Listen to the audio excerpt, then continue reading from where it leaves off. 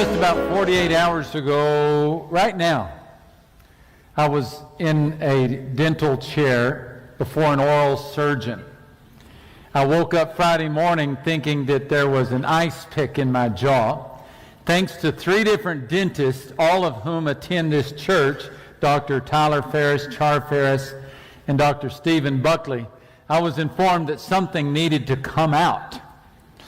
And so the good news is I was able to put our little teaching series to the test, because just as I leaned back and they put the gas on my face, the last thought I had was, I'll get through this. It won't be quick, and it won't be painless. So if you don't like the sermon, you can blame them.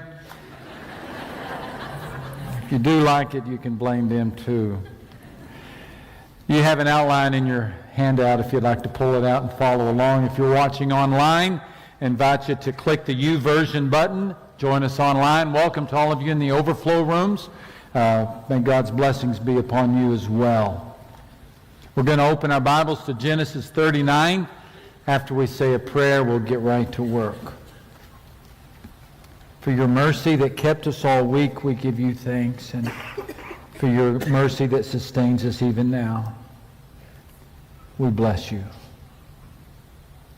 Forgive, please, the sins of the one who speaks. They are many. And may we see Jesus and just Jesus. Through Christ we pray. And all the church said. A middle-aged couch potato received a gift from his wife, a week of private workout lessons at the local health club. His trainer was Tanya, a 26-year-old aerobics instructor and athletic clothing model. He documented the outcome in an exercise diary. Day 1. Started the morning at 6 a.m. Tough to get up, but worth it when I arrived at the health club and Tanya was waiting for me. She's something of a goddess, with blonde hair and a dazzling white smile. Tanya was very encouraging as I did my sit-ups, though my gut was already aching a little from holding it in the whole time I was talking to her. This is going to be great. Day 2. Took a whole pot of coffee to get me out the door, but I made it. Tanya had me lie on my back and push this heavy iron bar up into the air. And then she put some weights on it. Legs were a little wobbly on the treadmill, but I made it.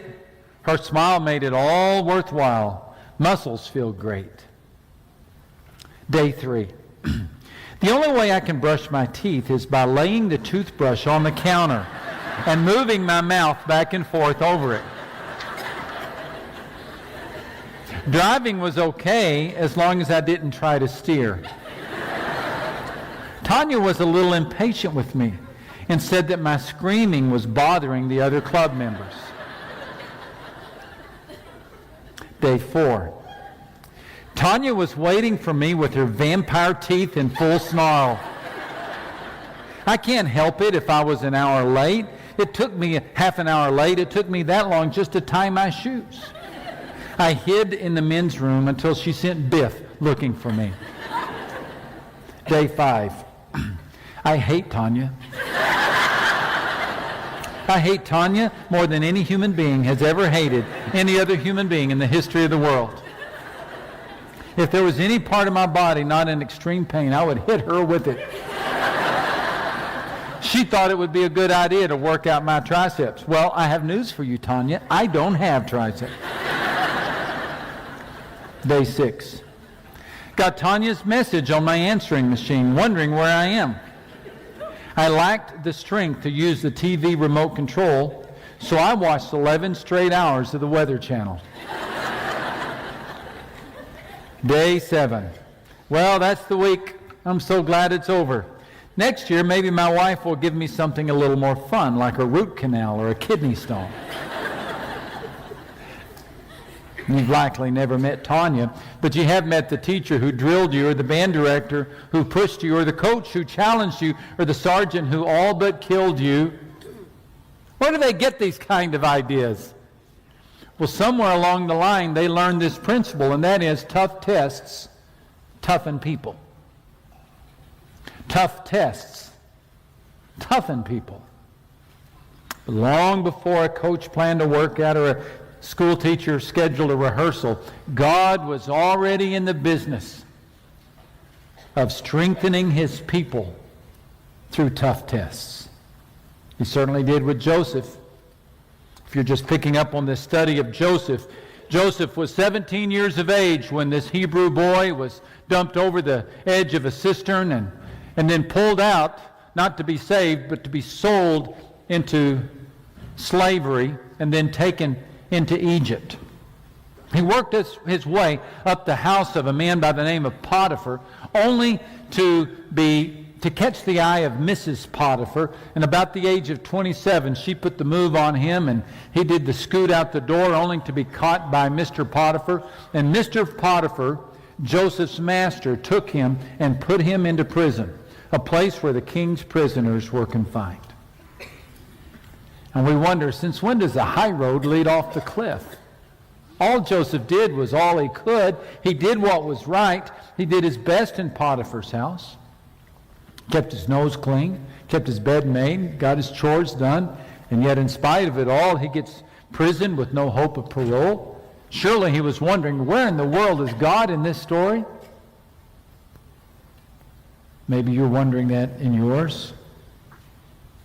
You know, you can do everything that's right, and life can turn out so wrong. Maybe you've made the right choices. You earned a degree, but now you can't find a job. Or you have a job, but the job is a dead-end cubicle. Or you took a stand for morality only to be dumped by a boyfriend or a girlfriend. Or you prayed for children, yet the womb is still empty. Or you raised a house full of kids, and now the house is empty. Life can feel like a prison. I'm thinking about a friend who, after a half-century of marriage, told me not long ago about his wife and how she has begun to lose her memory, and how earlier that week he had to go take her car keys from her. Half a century of marriage. He has to stay right close to her lest she fall. They had these hopes of growing old together, and, well, they still will. It's just that only one of them will know what day of the week it is. How do we explain these occurrences in life? Carefully. Carefully. None of us know everything God is doing. None of us understand the full counsel or the full throttle of God's plan. Only God understands what he's doing. But we do know enough about God's character to know that his actions are never capricious, never callous, and they're never spontaneous. They have a purpose. Interestingly, that purpose, it seems more often than not, is explained in that four-letter word, test. This is some form of test. And this time in prison for Joseph was exactly that. If you like to fill in the blanks, here's the first line. God gave the test. Now, how can we be so sure that this time in which Joseph was in prison, how can we be so sure it was a test? Well, because the Bible tells us so. It's curious. It's a reference in the book of Psalms to Joseph. Psalm 105. You may have never seen this. Psalm 105, verses 18 and 19. There in prison, they bruised Joseph's feet with fetters, and they placed his neck in an iron collar until the time came to fulfill his word. Look, the Lord what? Tested Joseph's character.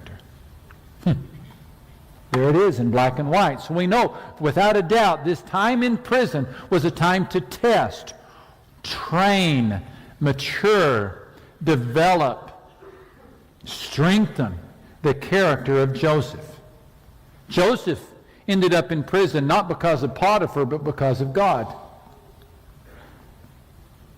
Part of the training of Joseph, part of the blueprint for Joseph's life, included a difficult stint in an Egyptian prison, a time in which God would test Joseph's character.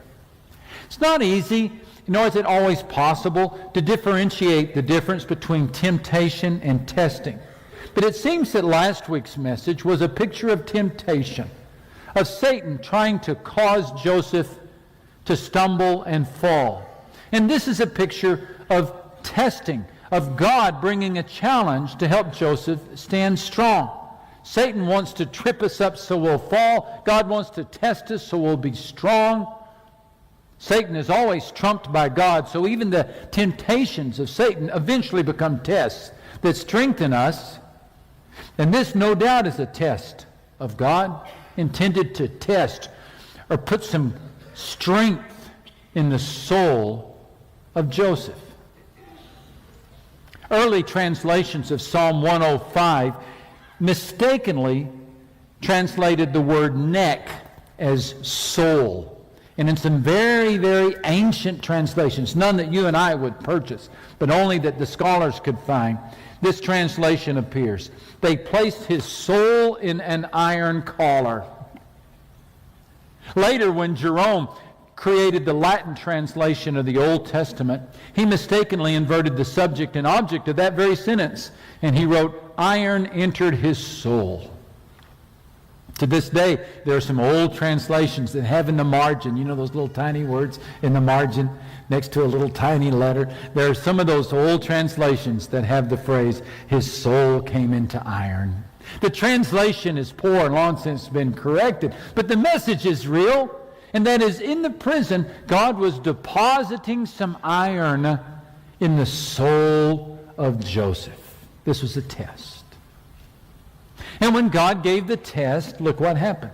Joseph passed it. Joseph passed the test. And the keeper of the prison committed to Joseph's hand all the prisoners who were in the prison. And whatever they did there, it was his doing. This was a test. Remember, God was looking for a man of high character to whom he could entrust the entire population of a soon-to-be famine-struck world. Now, where do you develop a character like that? Well, you might begin in Potiphar's household, in which for 10 years he oversaw the estate of Potiphar. And then you might continue that training in an Egyptian prison. Because it's one thing to oversee the willing servants of Potiphar, something else entirely to oversee the unruly prisoners of an Egyptian prison. Now, at this point, when the prison warden came to Joseph, he could have just crossed his arms and he said, "All right, you want me to head up this crew? You can forget it. I headed up the crew over there in Potiphar's house, and look what it got me. Prison stint. I'm just going to sit here and be quiet." But that's not what Joseph did. He didn't complain. He didn't criticize. He stayed positive. When he was given a task, he took it. You might say he passed the test. If you read the text, you know that two of the people in that prison came from the king's court, a butler and a baker. One morning, Joseph noticed that both men were sad. Again, Joseph could have dismissed their expressions. What concern was their sorrow to him? Who cares if they were sullen? Who cares if they were bitter? Joseph, however, took an interest in them. In fact, the first recorded words of Joseph in prison are terms of kindness. He said, "Why do you look so sad? Why do you look so sad?" I don't know about you, but I think compassion would be a suitable quality for somebody who's about to be put in charge of feeding the whole world. Joseph passed another test. When he saw a hurt, he addressed it. As the story goes on, the butler and the baker were disturbed by their dreams. In his dream, the butler saw a vine with 3 grape-bearing branches. He pressed the grapes and gave them to the king. The baker dreamed about the bread, 3 basketfuls on his head, and then they were eaten by the birds. Joseph listened to the dreams, and he told the butler, he said, well, I've got good news for you. He told the baker, he said, I've got bad news for you. To the butler, he said, you'll be out in 3 days. To the baker, he said, you'll be dead in 3 days. One gets a new start, the other gets a noose around the neck. Another test. Well, Psalm 105 said this is a test. Maybe the test was, could Joseph be trusted to share the news, both good and bad, if God gave it to him? If God told him to tell Pharaoh, you can expect 7 years of abundance and then 7 years of famine, could Joseph be trusted to deliver both the good news and the bad news? Apparently he could. Because when God gave him a message, he shared it. The good news with the butler, the bad news with the baker. Test, test, test. You know, this looks like a prison, doesn't it? Smells like a prison, sounds like a prison. But if you were to ask the angels who are looking down from heaven and say, where's Joseph? They would say, oh, he's in a testing time. And you? Maybe it looks like unemployment. Maybe it feels like rehab. Maybe it sounds like a hospital. But I'm wondering for some of you, if we could ask the angels, where is she? They would say, oh, she's in training right now. She's in a time of testing. Perhaps you have seen waiters or waitresses. Maybe you've even worn a little name tag that has your name, but then beneath it says, in training. God gives those out too. And he looks at us and he says, okay, it's time for a time of testing. It's time for a time of training. If you are in a time of training, a time of testing, then you've probably already had this thought, and that is, God must not love me anymore. He must not care for me anymore. He's turned away from me, because our initial reaction to a time of testing is we assume that means the absence of God, but just the opposite. He has his eye on you. He sees what you're going to need tomorrow, or what the kingdom is going to need tomorrow, and he gives it to you today by taking you through a time of testing. Did you know that the Hebrew word for test comes from a Hebrew verb that means to see or to look intently? So, to pass through a time of test is to be in the eye of God, in the gaze of God. Think about this. The creator of the universe has said, oh, I've got a special task for that person, so I'm going to pass them through a time of testing, so that when the test comes later, the strength will be there today. By the way, did God have the right to do this to Joseph? Change the question. Does God have the right to do this to you? He is the potter, and we are the clay, right? He is the shepherd, and we are He's the vine dresser, and we're the vine. He's the author, we're just the words. He's the teacher, we're just the student. He's the creator, we're the created. A good prayer for us to learn to pray is, God, do not stop this struggle until you have accomplished everything you want in my heart during this time of testing. Friend, you're going to get through this. You are. All tests are temporary. You'll get through this. I'm not saying it's going to be quick, nor am I saying it's going to be painless. But if God can make a prince out of a prisoner, if he can draw and hone a hero out of a hole, don't you think he can do something with this mess in which you find yourself? Of course he can. But in the meantime, you have to do your part. What's your part? Here it is. Take the test. How do you take the test? Well, I think we at least do what Joseph did. And that is, when you're given a task, take it. No task is too small. Do you aspire to do great things? Then show up on time. Do your work. Don't complain. God watches the way we do little tasks. If you're faithful over a few things, He'll set you over many. Did you notice that Joseph succeeded in the kitchen of Potiphar and the dungeon of Pharaoh before he succeeded as prime minister of Egypt? He cared for the butler and the baker before he cared for the nations.